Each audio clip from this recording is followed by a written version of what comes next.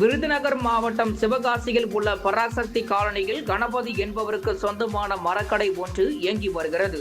இந்த கடையில் திடீரென நள்ளிரவு தீ விபத்து ஏற்பட்டது.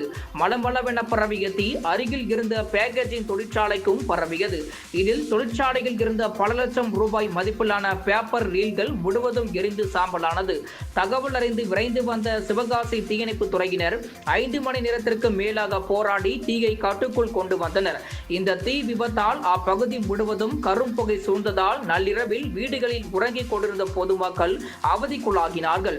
தீ விபத்து குறித்து சிவகாசி நகர் போலீசார் வழக்கு பதிவு செய்து தீவிர விசாரணை மேற்கொண்டு வருகின்றனர்.